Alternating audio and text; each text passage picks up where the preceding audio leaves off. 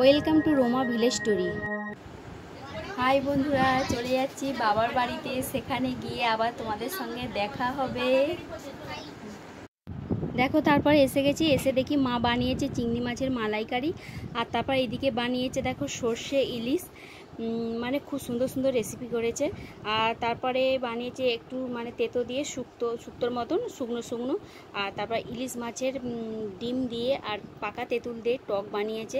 তারপর দেখো সব জামাইদের জন্য মানে ভাত রেডি হচ্ছে, সব বলতে দুটো জামাই।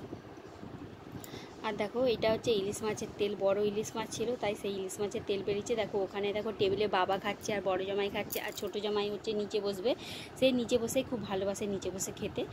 আর মানে খাওয়া দাওয়া চলছে এখন।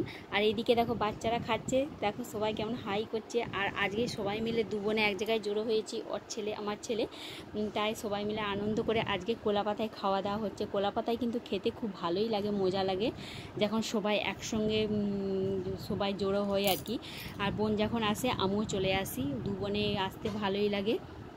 এবার আমি দেখো এখানে খেতে বসে গেছি, সব রেসিপি একবারে নিয়ে নিয়েছি, আর রেসিপিগুলো কিন্তু খুব সুন্দর হয়েছিল।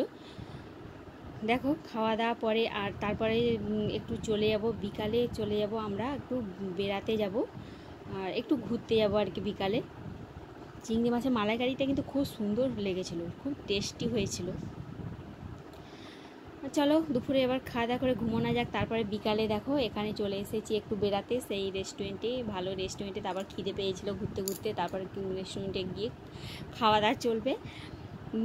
খাওয়া দাওয়া কিন্তু খুব সুন্দর বানায় ওই রেস্টুরেন্টটা, আর ওইটা আমার বাবার বাড়ির ওপাশেই।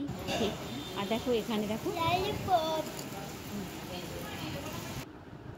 দেখো এখানে মোমো নিয়েছিল, আর ওইটা ললিপপ, মাংসর ললিপপ, আর খাচ্ছি আমরা দু বোনেই। খুব সুন্দর হয়েছিল, টেস্টি টেস্টি খাবার। আর ভিডিওটা কিন্তু আমি এখানেই শেষ করছি। ভিডিওটা কেমন লাগলো, ভালো লাগলো একটা সাবস্ক্রাইব করে আমার পাশে থেকো। দেখা হবে অন্য ভিডিওয়।